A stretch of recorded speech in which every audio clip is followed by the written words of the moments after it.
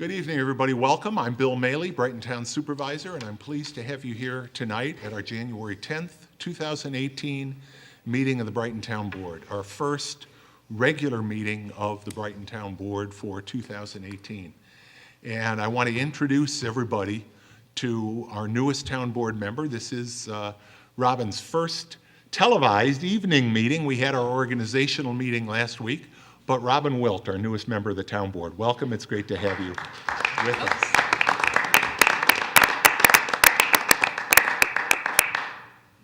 As always, I want to note for all of you that are here tonight, our agenda and all of the supporting materials we're going to be reviewing as part of this meeting are in the packet in the back of the room. We value the openness in government. So we want to give you an opportunity to follow along, but we also know that there are people out there watching us remotely, streaming. Well, you can stream after the fact. We have live video on our YouTube channel, and we also have our Channel 12 cable access TV coverage.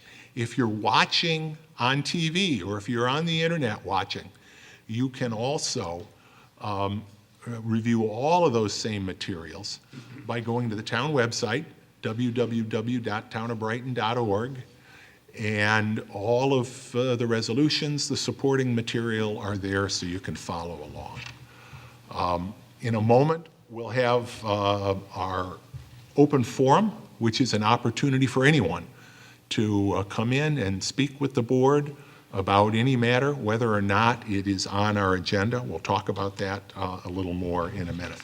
But first, I'm going to start with a pledge to the flag, and I'm going to ask our newest member, Robin Wilt, to lead us, please.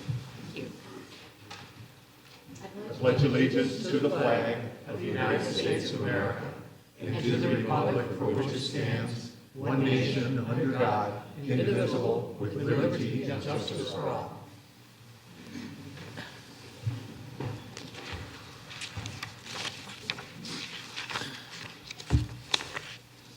Before we start with the open forum, I'm going to read a proclamation, and it is our proclamation honoring Martin Luther King Day, next Monday, January 15th.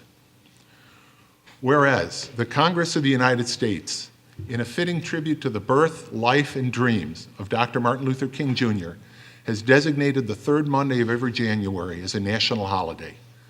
Whereas Dr. Martin Luther King Jr., through personal sacrifice and community service, promoted his belief in the equality of all men and women and courageously employed the principles of nonviolence as his primary strategy to fight for freedom and justice for all. Whereas in his book, Stride Toward Freedom, The Montgomery Story, about the 1955-56 Montgomery bus boycott, Dr. King said, every step towards the goal of justice requires sacrifice, suffering, and struggle, the tireless exertions and passionate concerns of dedicated individuals. Today and every day, we recall those who struggled to bring us where we are and celebrate those who sacrifice to move us farther towards justice. And whereas on August 28, 1963, on the steps of the Lincoln Memorial in Washington, D.C., to a crowd of over 250,000 civil rights supporters, Dr. King delivered the words, "Even though we face the difficulties of today and tomorrow, I still have a dream. It is a dream deeply rooted in the American dream. I have a dream that one day this great nation will rise up and live out the true meaning of its creed. We hold these truths to be self-evident, that all men are created equal." And whereas, although Dr. King's I Have a Dream speech, in which he appeals to all American people to end racism in the United States and to work together to afford equal civil and economic rights to all races, genders, and faiths, resonates in our hearts, there is still much work to be done, work that we must not shirk or shy away from. Therefore, let it be proclaimed that I, William W. Maley, Brighton Town Supervisor, and members of our town board do hereby commemorate Monday, January 15th, 2018, as Dr. Martin Luther King Jr. Day, and ask that the people of the town of Brighton not only reflect on the ideals that Dr. King embodied, but continue his work every day by working together with friends and neighbors to end all forms of injustice and discrimination, and strive for the day when all men and women will be judged not by the character, not by the color of their skin, but by the content of their character. This proclamation is signed this 10th day of January 2018 by myself and by my colleagues on the town board. And we will be displaying this proclamation here in Town Hall. I do want to note just a couple of events that I think are really wonderful community events, and I want to encourage all of you who are interested in celebrating Martin Luther King Day next Monday. First at 9 a.m. is the annual community celebration at Kodak Hall in the Eastman Theater. It is a wonderful, wonderful ceremony, music, inspirational words. Hundreds of people attend it every year, and I can't recommend that event highly enough. I always leave inspired by what I've seen and what I've heard. Town Hall is closed, observing the holiday, but the library is open. And I think Dr. King would have liked that because it's an opportunity. Books, learning, knowledge. And on that day, we also have each year Dr. David Anderson and the Rochester Storytellers League. At 10:30 that morning, we'll be in talking about Dr. King, telling stories about the struggle for racial equality and for equality of all kinds over the years. So if you're looking for ways to celebrate this important holiday, those are two events on Monday that I would highly recommend. Okay, we will now just a couple of housekeeping details. First, in case of an emergency, the Town Hall emergency alarm system will be activated. You'll know it when you hear it. If that alarm system goes off, please exit the auditorium and the building immediately, either through the exit door to my right, and if you go out that door, turn right, go down the stairs, out the back door to Town Hall and away from the building, or through the double doors at the rear of this auditorium, through the lobby, out the main front entrance of Town Hall, and again, down the stairs and away from the building. If you're watching us on our cable access channel, channel 12 on the Spectrum cable system, and you're watching the live broadcast, if you experience technical difficulties, either with the audio or the video, please contact Spectrum. Their number is 756-5000, 756-5000. Again, that's only for the live broadcast. We will now go into the open forum portion of the meeting. As I mentioned a moment ago, the open forum is an opportunity for anyone to come and address the board, whether or not a matter is on the agenda tonight. I would note that if you are here for one of the public hearings, and we have two public hearings tonight. One relates to the proposed removal of certain unsafe town trees along town streets in town, or the Cold War Veterans Property Tax Exemption local law of 2018. Bless you. If you're here for one of those public hearings, I would encourage you to wait and hold your comments until we call those hearings. But if you are here for the open forum, I will recognize you if you would raise your hand. When recognized, please come to the forum. We have it mic'd so that people watching at home will also be able to hear you. If you would, please give us your name and address. Please direct your comments to the board and not to other members of the audience. Please be courteous. Please try to keep your comments as concise as possible. If you do have written comments, I would encourage you, whether or not you wish to speak during the open forum, you can provide them to Town Clerk Dan Amon, and they will be included in the record of the meeting. I would also ask that comments not be directed relating to individual members of town personnel. So with that, is there anyone that would like to address the board? Judy?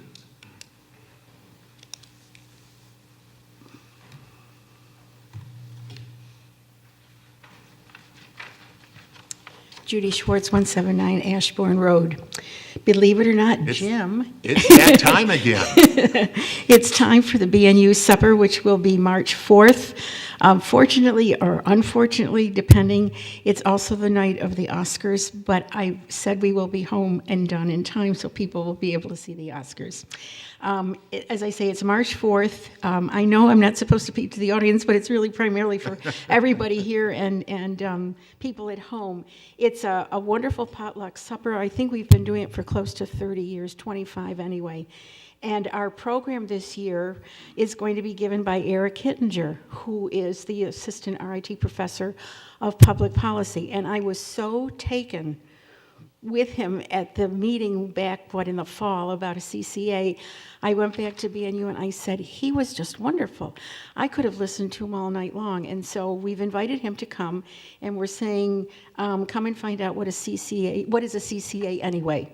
And I purposely didn't write it out. First of all, I can never remember it, but I want to sort of pique people's interest. So it's a potluck. You bring your own place setting for the environment and so forth. And it's casual. Come in jeans and a sweatshirt if you want, but it's just a good time. So I'm going to put some flyers out on the counter.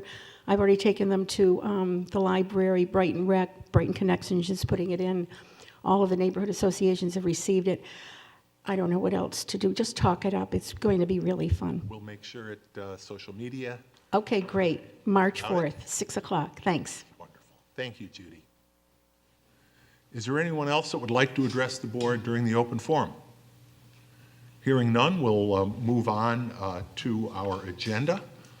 Can I have a motion to approve the agenda? I do want to make sure that, did we get a copy of that flyer? Do you want it for the agenda? Absolutely. We'll put it in the minutes. Okay. So if I can have a motion to approve the agenda with the inclusion of the material concerning the Brighton Neighbors United potluck. So moved. Second. Discussion? I'm sorry, who did I heard Jim as a second. Who was the first? Chris Warner made the motion. Yeah. Please call the roll. Councilmember Vogel. Aye. Councilmember DePonzio. Aye. Councilmember Werner. Aye. Councilmember Wilt. Aye. Supervisor Maley. Aye. We now have our two public hearings for tonight. The first public hearing relates to the removal of certain unsafe town trees. Dan, has the legal notice been given in this matter? Yes, Supervisor, notice was in the December 28th edition of the Post, and postcards were mailed to all the adjoining property owners. Thank you. I'm going to let our Commissioner of Public Works, Tim Keefe, we have several trees that we're looking at tonight. Thanks, Supervisor.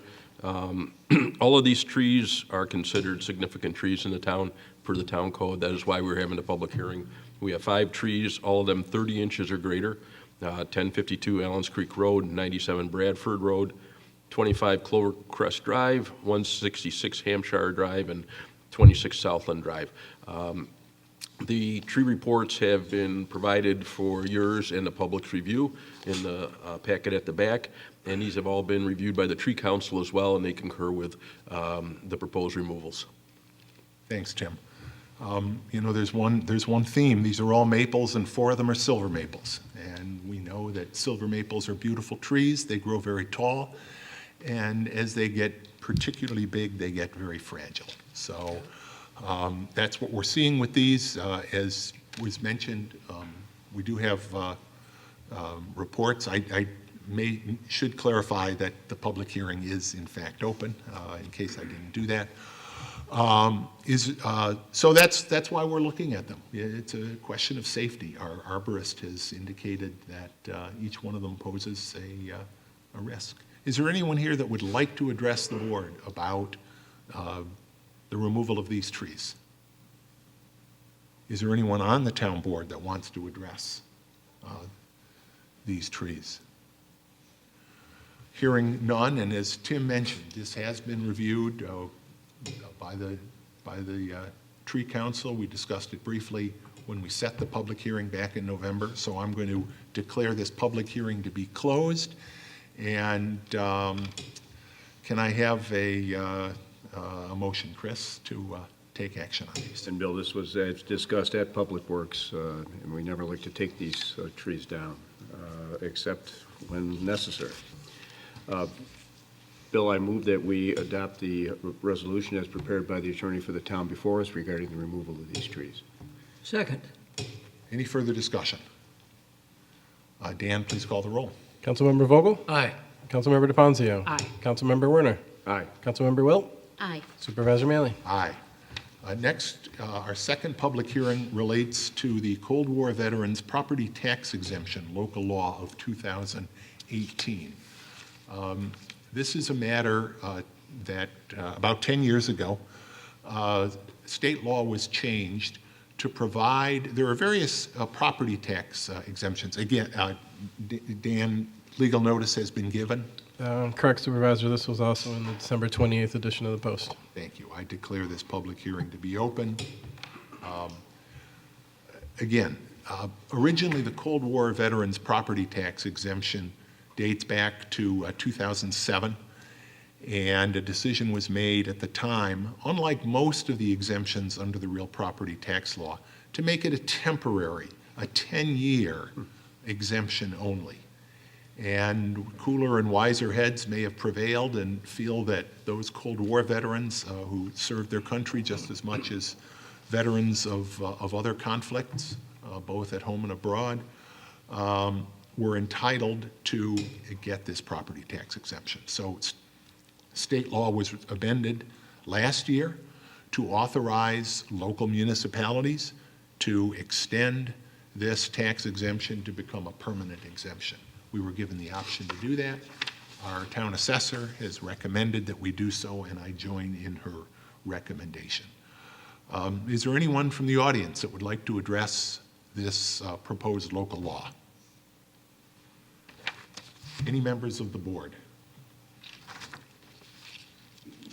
Hearing none, I declare the public hearing to be closed. And Jim, would you Yes. make this motion, please, as our... In the matter before us, I move on the resolution as prepared by the attorney for the town regarding Cold War Veterans Property Tax Exemption Amendment of 2018. Second. Any discussion? Hearing none, Dan, please call the roll. Councilmember Vogel? Aye. Councilmember DeFazio? Aye. Councilmember Werner? Aye. Councilmember Wilt? Aye. Supervisor Mealy? Aye. Thank you, everybody, and I know the Cold War veterans of Brighton. Thank you all. Well, by way of information, why are the Cold War veterans segregated from the rest of the veterans? We have Well, there have been veterans other- exemptions for any number of There veterans. have been other exemptions that have certain parameters. I didn't know we segmented them. We don't, the state... Or why does the state does? Historically, I wonder. Why does the state do lots of things? Okay. Well, and Recognize part of it is some of these exemptions, did date back to times of previous conflicts. And, the Cold War, over time, people have recognized what a My significant... assumption was that all veterans had an exemption, I guess. No, not really. No, this really kind of was a follow-on to the state level in recognition like GI Bill and everything. Sure. From World War II, Korean War, and so on. So I fully support it. It's very They used to appropriate. provide it. Yeah. Okay, we'll move on then. Our next item under bids, authorization to solicit for proposals to provide arborist consulting services. Chris? Bill, I move that we approve the resolution before us regarding the solicitation of proposals to provide arborist services and consulting for 2018. Second. This ties in nicely to the tree action that we just took, because we do need arborists. We are a Tree City USA, And part of the way we maintain our status as a Tree City USA by strengthening our tree canopy sometimes is by, maintaining, pruning, and even cutting, and then replanting. So we have a motion and a second. Any further discussion? Dan, please call the roll. Councilmember Vogel? Aye. Councilmember DeFonzio? Aye. Councilmember Werner? Aye. Councilmember Wilt? Aye. Supervisor Manley? Aye. Communications. Robin, can I have a motion to receive and file the communications? On the matter of receiving and filing the communications, I move. Second. Second, thank you. We have several items here tonight. We have a letter from State Comptroller DiNapoli concerning the tax cap and make the finding that the budget that we prepared late last year for 2018 did in fact satisfy the tax cap. So this is our formal notice that we are in fact in compliance and under the tax cap for 2018. We have communication from Margie Pete on behalf of Color Brighton Green relating to the East Avenue reconfiguration project, which is something that both Robin and I have been involved with, implementing plans of the State Department of Transportation, which are consistent with the town's own plans for making East Avenue a more bicycle-friendly corridor. And the issue is, the devil's always in the details. How wide will the lanes be? Will the bicycle lanes be properly marked? What will be done to make sure that the safety, not only of drivers, but of the bicyclists? Because we know they're going to ride it. We want them to ride it. So we also have correspondence from a number of letters and emails and social media posts, and I wanted to share them all because on December 29th and December 30th, the town clerk's office, you talk about above and beyond the call of duty. There was a lot of public commentary about tax receivers and clerk's offices opening up to accept property tax payments. Dan Amon opened up the town clerk's office on Friday, as it always is, opened it up early, stayed open late, opened it again on Saturday, and on Friday, over 1,300 people came in to pay their town and county property taxes.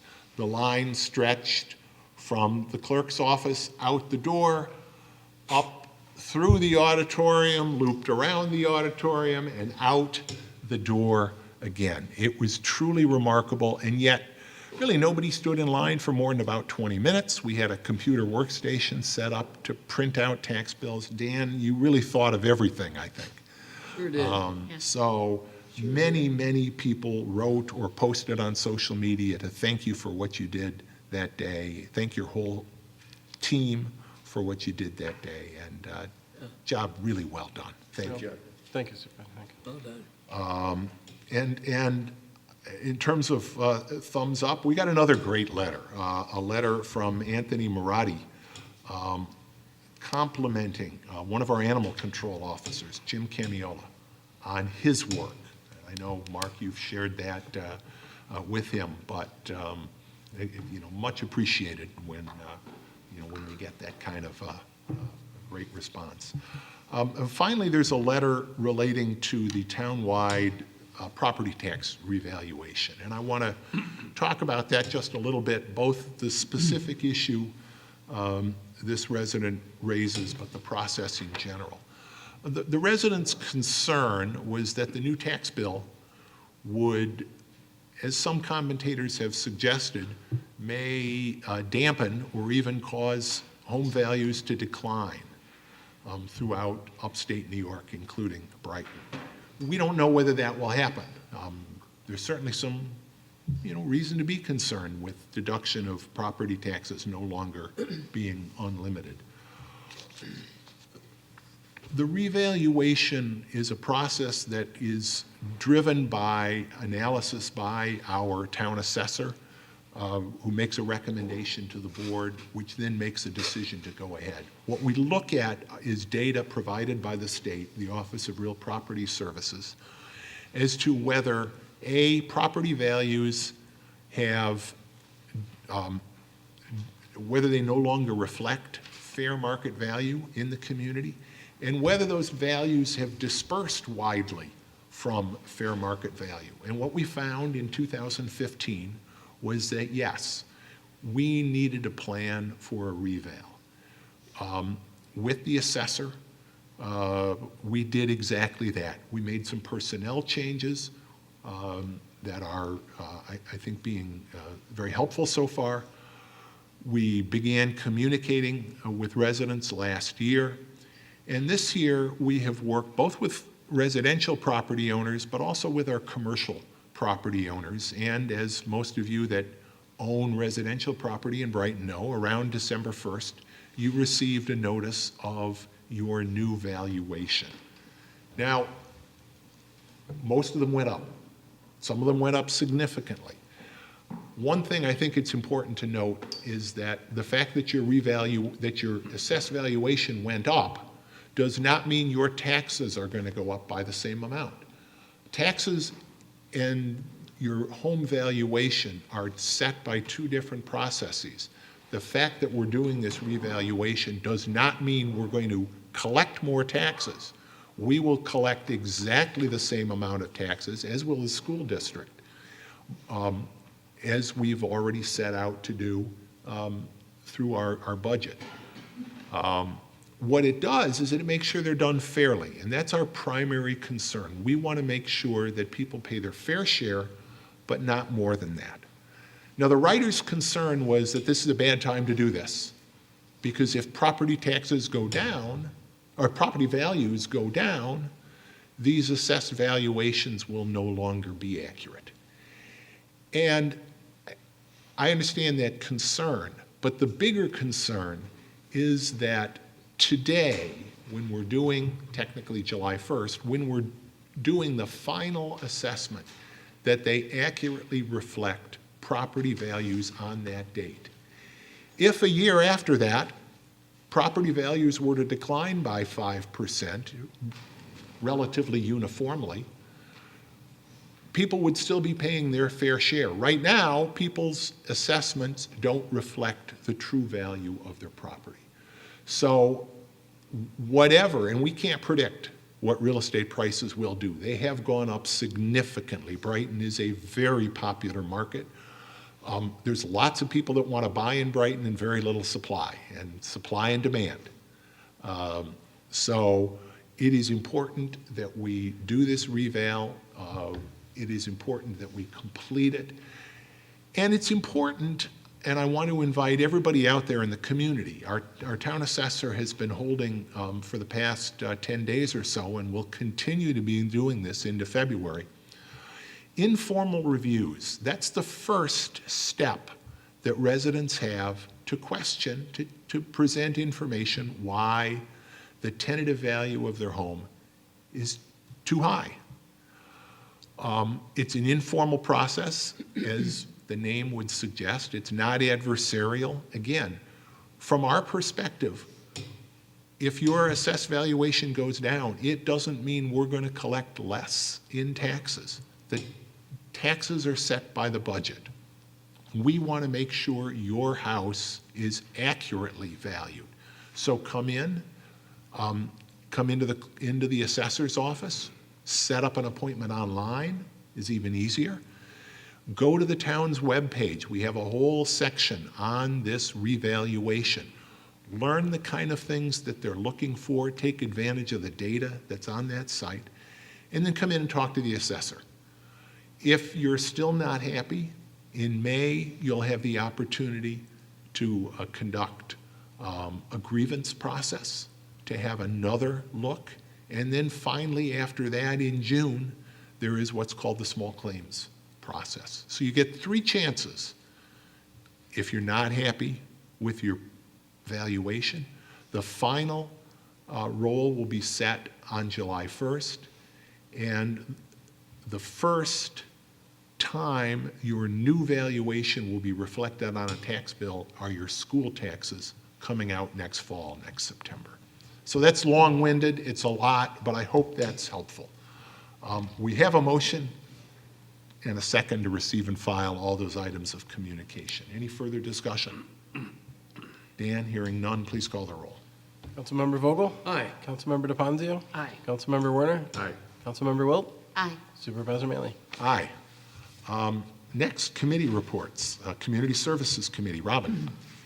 The Community Services Committee has not convened in the new year. The first meeting of 2018 will occur on Tuesday, January 16th at 9:30 a.m. at the Brookside School. Thanks, Robin.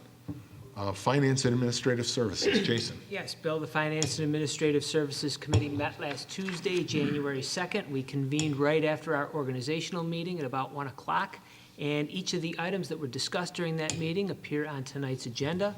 The next regular meeting of the Finance and Administrative Services Committee will be next Tuesday, January 16th. We meet at 3:30 in the afternoon in the Stage Conference Room here at Town Hall, and the public is invited. Thank you, Jason. Public Safety, Jim. Yes, Public Safety met yesterday, and at that time, we went through a few items, but there was nothing of any major consequence at this point in time, except for the concern and discussion about Corbett's Glen.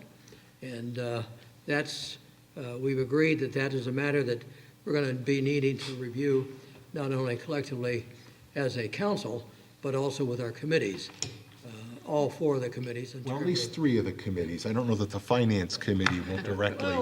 But they'll eventually but get you're right. Because some of eventually the get things that we're going to we will be and are talking about do involve some fiscal implications. But, you know, your committee, the Public Safety Committee, one of the concerns is parking. One of the Yes. concerns is activity after hours in the park. Concern about people in the water, dogs off leashes, things like that, that can be enforced through the police department. From a public works perspective, there are certainly a number of issues, including signage and, you know, some of these other issues. And from a community services, parks are a fundamental, you know, service, if you will. People use them. All you have to do is go out to Corbett's Glen on Memorial Day or Labor Day to see how many bet. people use the parks. And that's the problem, because Corbett's Glen is being loved to death. And what we want to make sure is that the public can enjoy Corbett's Glen, but that they can enjoy it for many, many years to come, and that the environmental beauty of the place is preserved. This, of course, is what was discussed, this is one of the unintended consequences of such a beautiful place for the public to enjoy. The problem is there could be rampant overuse, but clearly our whole responsibility here is to protect it all for the public at large in the future, and to ensure that it does maintain its beauty that we've enjoyed all these decades. So we're going to be working on this collectively. And our goal, after all the committees have a chance to review it, we've gotten, and thank you to Dennis Adams and the other members of our Corbett's Glen committee who put some recommendations together so that we Good could. recommendations. There's certainly a lot there for us to talk about and Sure is. look at what we can implement. Our goal really is, you know, knowing that peak season begins around Memorial Day, we want to have an opportunity to review all these and make whatever changes, whether changes to laws or otherwise, by Memorial Day. Yeah. So all the committees will be getting a chance to dig into these within the next month, based on all of your thoughts on those recommendations. Staff will work on some ways to address it, and it'll come back to the full board. Indeed. But anyway, our next committee meeting will be Tuesday, February 13th, second Tuesday of the month, at 8 o'clock in the morning. And the public, of course, is invited. Thanks, Jim. Chris, Public Works. Public Works met on January the 2nd. A number of items discussed included the Corpus Glen discussion as well. And again, we appreciate Dennis Adams' group, their work and review, which has been pretty comprehensive, and also the fairly concrete recommendations regarding allowing swimming or dogs and so forth. It's going to take a lot of work to finally resolve those.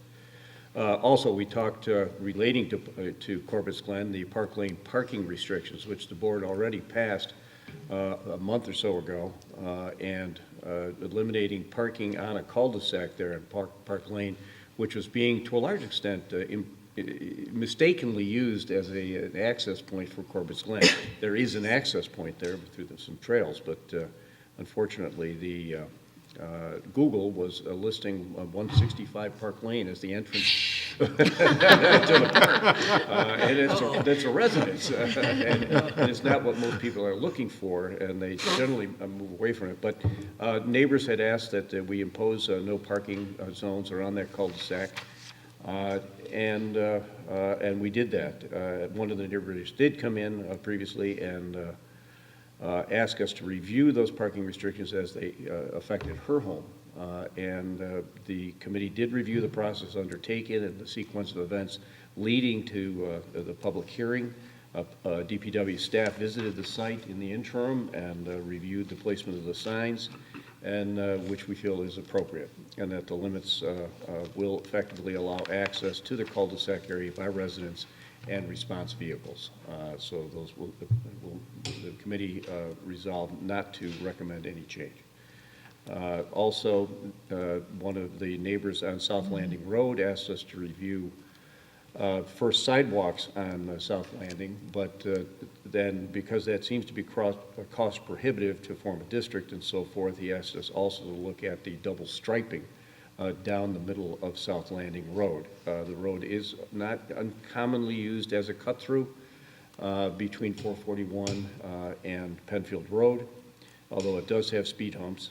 And again, DPW staff did go out and look at the street in detail, tried to see what seemed to be best. There was some suggestion that double striping in the middle causes people to drive faster, and there's other competing reviews that say it's just the opposite.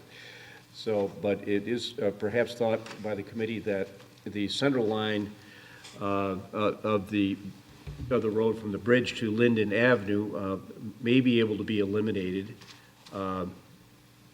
Excuse me, if I have this wrong, however, the center line south of the bridge to Linden may be able to be eliminated in the future, but the other portion to Penfield Road would remain with a double solid line, but it won't be removed.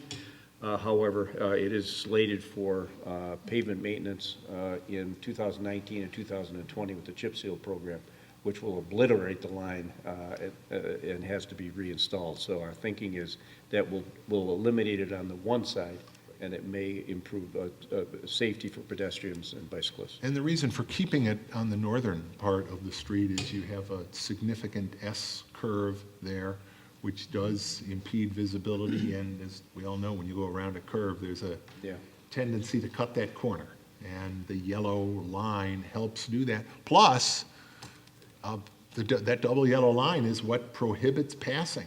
Yeah. And that's one of the concerns, that eliminating the line, as we're at least initially going to do on the other end, which is flatter, has speed humps, and is really not geared towards passing. But we don't want people passing on South Landing Road. Absolutely, and we appreciate the neighborhood coming in and raising issues of safety on any street, and was very impressed with the lengths to which both the committee discussed, but also DPW went out and investigated and looked at alternatives. And our resident, who's put a lot of time and thought Oh, yes, to it. Yeah. and we appreciated his bringing it to our attention. Next meeting, Tuesday, February 6th, 9 o'clock a.m.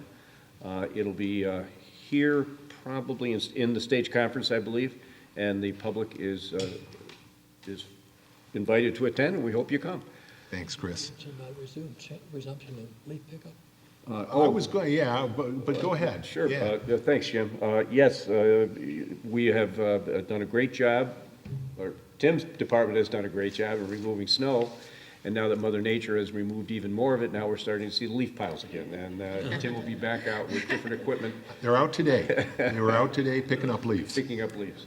And so good job, Tim. We'll And, you know, you- continue to do that as long as the weather permits, and I understand we're going to be riding the weather roller coaster. Oh, boy. Yeah. So, But at least tomorrow and Friday, your crews will be able to do leaf pickup. Yeah, it has been a, a roller coaster, Bill, and you know how, when we have to switch gears between snow and leaves or leaves to snow, the crews have done a fantastic job the last few weeks, particularly with the real cold weather. They've worked to keep real things hard in tough passable in town. conditions. And you can certainly tell when you're in Brighton by the roads. I go. know most of you saw and heard, but there was a nice article written about one of your highway employees, Sonia Tafoya. But her great work, and she's been with the department, I think, 19 years. But the work of Sonia is mirrored by the work of so many people who were working a lot of hours, a lot of overtime in brutally difficult weather. So thank you for all that. New business, reading and approval of claims. Jason. Yes, Bill, earlier this evening, I reviewed claims totaling $749,676.04. Notable claims include to Paris Kerwin Associates in the amount of $153,651.57, representing commercial insurance premiums for January 1, 2018 through June 30th, 2018 for our various liability policies for the town. Also to the Brighton Central School District in the amount of $41,226.79 for pool rental charges for July 1st, 2017 through June 30th, 2018. And a portion of that is recuperated from user fees that are charged to users. And also to American Rock Salt, back on the snow and ice removal theme, for road salt in the amount of $34,819.48. The claims all appear to be in order, and I move that they be approved. second. Any discussion? Hearing none, Dan, please call the roll. Councilmember Vogel? Aye. Councilmember DePonzio? Aye. Councilmember Werner? Aye. Councilmember Wilt? Aye. Supervisor Mailer? Aye. Chris. Next item is to set February 14th, 2018 as a public hearing date for the proposed extension number 102 to the Brighton Consolidated Sewer District relating to property at 2212 West Henrietta Road. I move that we adopt the resolution before us. Second. Any discussion? Hearing none, Dan, please call the roll. Councilmember Vogel? Aye. Councilmember DePonzio? Aye. Councilmember Werner? Aye. Councilmember Wilt? Aye. Supervisor Mailer? Aye. Robin.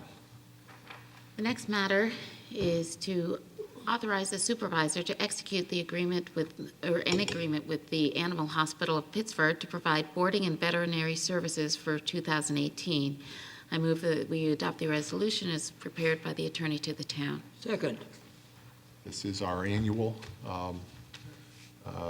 agreement. They provide boarding in conjunction with when our animal control bring in dogs without tags, without licenses. They're boarded there. Discussion? Hearing none. Dan, please call the roll. Councilmember Vogel? Aye. Councilmember DePonzio? Aye. Councilmember Werner? Aye. Councilmember Wilt? Aye. Supervisor Mailer? Aye. Next item, Chris. Is to authorize the award of a bid to Davy Tree Experts, INC, to provide rental of a bucket truck. Could have been worse. That's in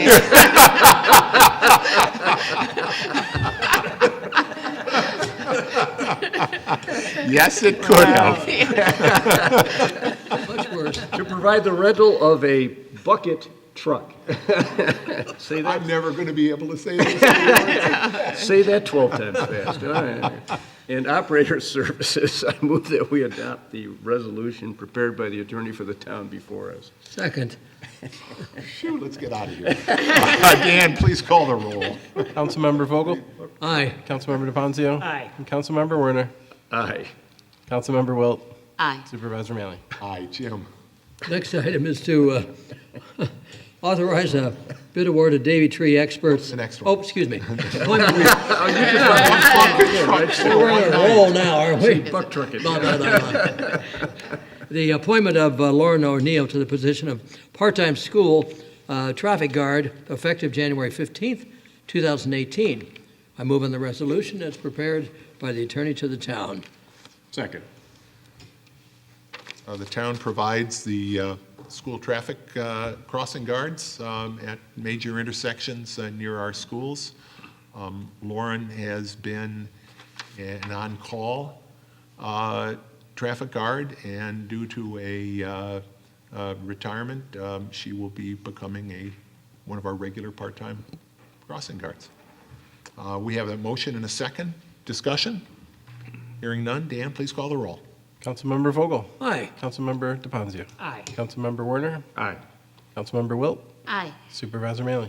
Aye. And Jim, why don't you do the next one? Yes, the next item is to appoint particular individuals as part-time police officers effective January 22nd, 2018. And the appointment would include Robert Klein, Robert Fisher, Joseph Hiller, Troy Williams, and Sanjib Mudri. And I move on the resolution as prepared by the attorney to the town. This is effective January 22nd of this year. Second. This is in connection with a reorganization of our security services at the town court. And Mark, do you want to just talk a little bit about? One of the Office for Court of Administration recommendations is that town courts, in particular town courts that have a heavy caseload, have sworn armed personnel similar to what is provided at the Hall of Justice. The way that we moved forward according to civil service rules in Monroe County was to appoint part-time police officers. This initial group, 4 of the 5 are retired police officers. The 5th, Sanjay, is a part-time police officer for the Village of Clyde. We're currently processing pre-employment psychological and medical backgrounds. There's a pre-employment background investigation that's happening on the 22nd. If this is authorized tonight, we will move through in a training phase, and then hope to have this work group ready to go in the first week of February. Very good. Discussion? We have a motion and a second. Dan, please call the roll. Councilmember Vogel? Aye. Councilmember DePonzio? Aye. Councilmember Warner? Aye. Councilmember Wilt? Aye. Supervisor Maley? Aye. Jason? Yes, the next matter seeks to authorize an award of a bid to MCOR Service Bedlam to provide 2 rooftop HVAC units with installation services for the Town of Brighton Operations Center. I move we adopt the resolution as prepared by the attorney to the town. Second. Tim, would you like to Yeah. talk about this a little bit? Oh, Tim, Tim Keefe, did you want to talk about the MCOR, the HVAC contract? This will be installing rooftop units at the operations center. Sorry, I know you caught you in the middle of something. My apologies. Sorry about that, Supervisor. As we actually have been doing throughout, and we've done with other facilities on this campus, we're always in the process of looking at, our systems, particularly our HVAC. And there were needs over at the Operations Center at 1941 Elmwood Avenue, which houses the highway and sewer departments. And we will be replacing some rooftop units. And we had bids, as we normally do, for services such as this that range from $24,000 for that was the low bid that we are awarding, up to almost $43,000. So we had 3 bidders, and this will take care of some of our older equipment that needs to be replaced. And under budget, which is always good to see. That is correct. Thanks, Tim. Any further discussion? Hearing none. Dan, please call the roll. Councilmember Vogel? Aye. Councilmember DePonzio? Aye. Councilmember Warner? Aye. Councilmember Wilt? Aye. Supervisor Maley? Aye. Robin? The next matter is the approval to renew membership with the New York State Association of Towns for the year 2018 and designate the town supervisor as the official delegate to attend the annual business meeting scheduled for Wednesday, February 21st, 2018. I move on the resolution as prepared by the attorney to the town. Second. The State Association of Towns is a valuable resource, not only for the town of Brighton, but for over 900 towns in the state of New York. I am a member of the executive committee of the association, and so it's an opportunity for me to work with leaders in other communities throughout New York State, but it is also an opportunity really to pick the brains of professionals in local government, and through this training opportunity to better understand the jobs we have as elected officials. So one of those training programs Robin will be participating in next week. There's in two places in the state, in Rochester and in Albany, they hold training schools for newly elected officials. And so Robin will be there, and so this simply renews our membership. And I will be attending their official business meeting at their annual meeting. We have a motion and a second. Further discussion? Dan, please call the roll. Councilmember Vogel? Aye. Councilmember DePonzio? Aye. Councilmember Werner? Aye. Councilmember Wilt? Aye. Supervisor Manley? Aye. Chris? Next item is to authorize the supervisor to execute a stormwater maintenance agreement and related easement agreements pertaining to the 1925 South Clinton Avenue Incentive Zoning Project. I move that we adopt the resolution prepared by the attorney for the town before us. Second. Let me just ask a question first. This is a project that I did recuse myself from. The incentive zoning approval was itself approved without my participation. I am aware that I can legally sign agreements that the board authorizes and directs me to sign. But let me ask Ken, should I again, recuse myself from consideration of this stormwater maintenance agreement and easement agreement? I believe, Supervisor, the answer is no. I would not recuse myself if I were in your shoes. And the reason for that is because I think the substantive decision on this matter has already been resolved. The board has exercised its discretion fully, and this is really more of a ministerial act. Okay, thank you. That being said, I do want to disclose again that I did recuse myself from the substance of that deliberation, but I will participate in this vote. Any further discussion? Yes, I'd just like to add that since we've been involved in incentive zoning for all these years and how it's worked on behalf of the town and the residents, this one in particular, in my opinion, has been a win-win situation. And much is to be gained for the benefit of the town with the amenities that this developer has offered. In particular, sidewalk. You got that Some right. much-needed sidewalk Yes, amenities indeed. filling in gaps in Boy. our sidewalk system. They will see the difference. It's going to be dramatic, especially Elmwood Avenue, Rue DeVille, Lac DeVille, Yep. and South Clinton, really. Thanks, Jim. We have a motion and a second. Further discussion? Dan, please call the roll. Councilmember Vogel? Aye. Councilmember DePonzio? Aye. Councilmember Werner? Aye. Councilmember Wilt? Aye. Supervisor Manley? Aye. Matters of the supervisor, we have one item, formal item, and then I'll have one or two other things that I want to talk about. But I'm going to ask Jason, if you would you make the motion on this item? The next matter seeks to authorize the supervisor to execute an agreement with Robert B. Cagle, attorney at law, for legal services relating to the proposed New York State Canal Corporation's Canal Side Clear-Cutting Vegetation Removal Plan.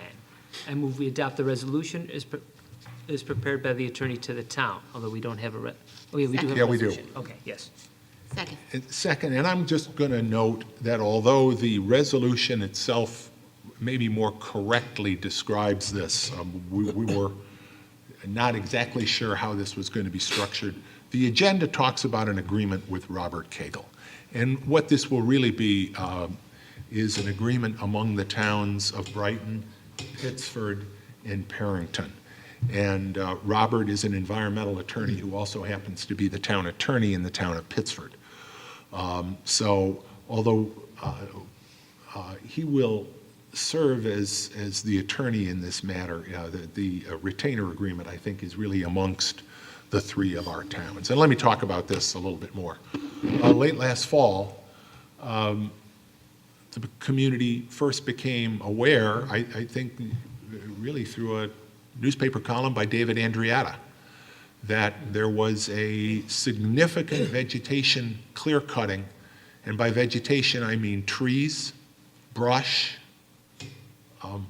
Clear cutting is I think, an accurate way to describe it, of what has been termed 155 or 145, I think it is 155 acres of land in Orleans and Monroe County, ranging from the town of Medina to the town of Perrington.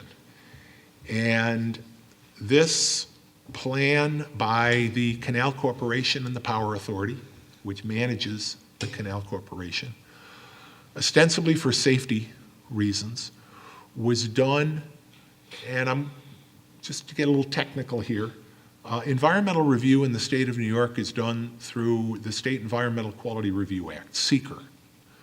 They made a determination that this project was a Type 2 project under SEQR, not requiring environmental review, and most importantly, not requiring a consideration of alternatives.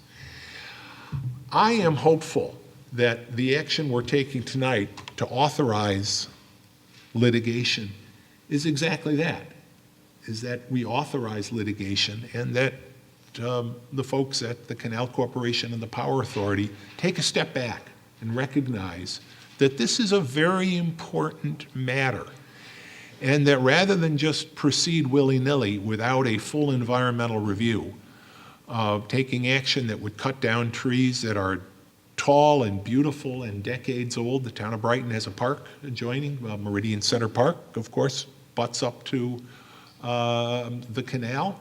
We have trails. The trail system of Meridian Center Park connects to the canal trail. Our sidewalk system along both Clinton and Winton roads connects to the trail system.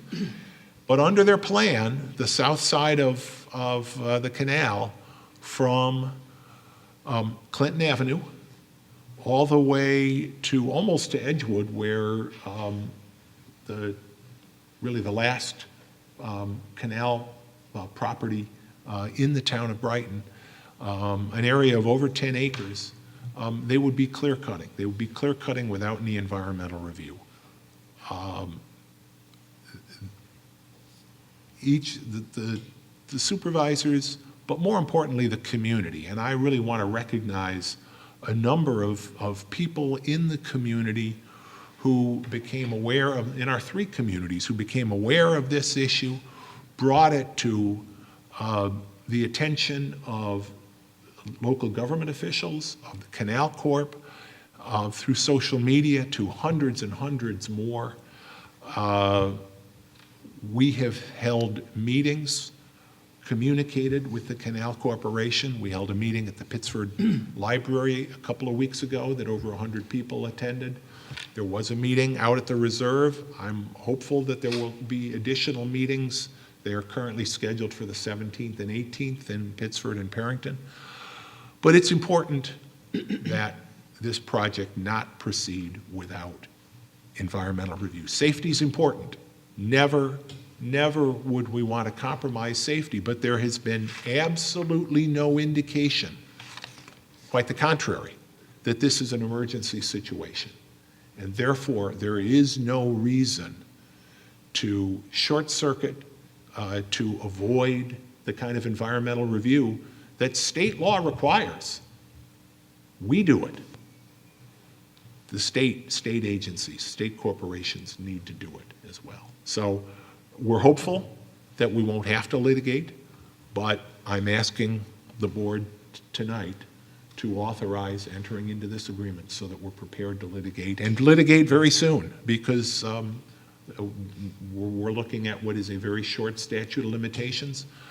And frankly, we're also concerned that they have not provided any real commitment that they are going to, they're currently on hiatus, but it's weather-related, they have said, and they could resume really on very short notice. And we want to make sure that if that happens, frankly, that it doesn't. So we have a motion and a second. Any discussion? Yes, I'd like to add the fact that fully support this resolution, but at the same time, we recognize that the New York State Canal Corporation undoubtedly has some concerns about erosion along the canal embankments and so on, but to sidestep this seeker process is the issue. And we don't question there's needed work to be done, but not in an emergency situation where we're going to run around what has already been established in this seeker. It's a very important part of this whole process. So I fully support this. And I don't think right now we do know what work, and I'll just say if any, truly needs to be done. That's part, they have represented that work needs to be done, and it may well be. Certainly not on an emergency basis, and certainly not until after alternatives that will provide for necessary safety protection at a minimum impact to the canal, its vegetation, the animals that live there. This is habitat, the visual views, all of that is important. Looking at the alternatives is the important thing. The suggestion that things are just simply going to be clear-cut, one, creates a maintenance problem on the back end, but on the front end, it disturbs habitat and perhaps, destroys more than is necessary. So let's take a little more. What's been sidetracked is the quality review portion of this act. And that's all we're asking is, let's get back on track and do it right. Correct. Okay. Further discussion? Hearing none, Dan, please call the roll. Councilmember Vogel? Aye. Councilmember DePonzio? Aye. Councilmember Werner? Aye. Councilmember Wilt? Aye. Supervisor Manley? Aye. Thank you, everybody. I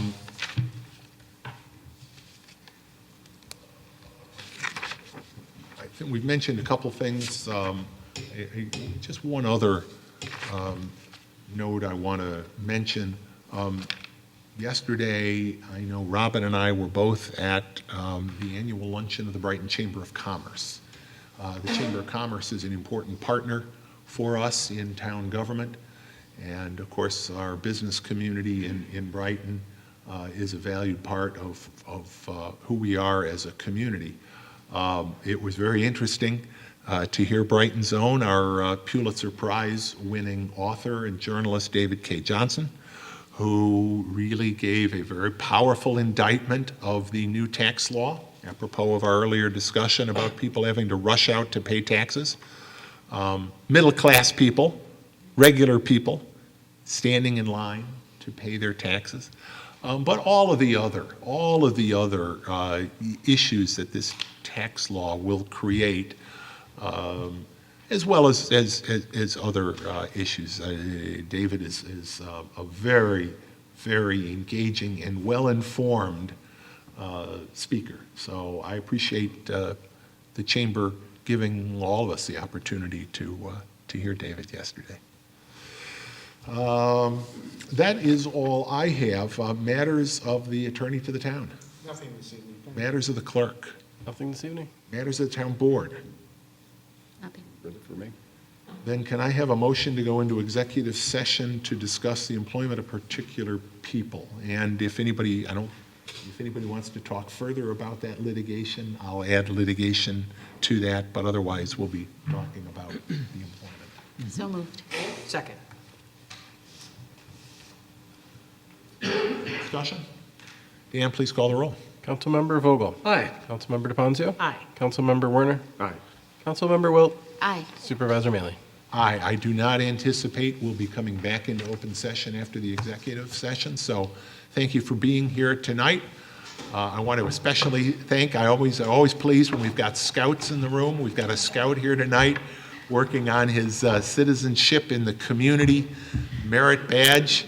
So I hope if you've got something for me to sign, I'm happy to do that, and thank you for joining us. Thank you, everybody, for joining us. Our next meeting is January 24th, 7 o'clock, right here. Have a good evening, everybody.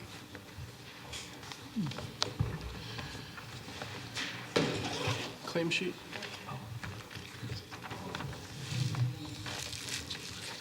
Did you hide it there, Jason? Squirreling things away. I'm asleep at the wheel on the claim sheet. He's trying not to spend money. It's good.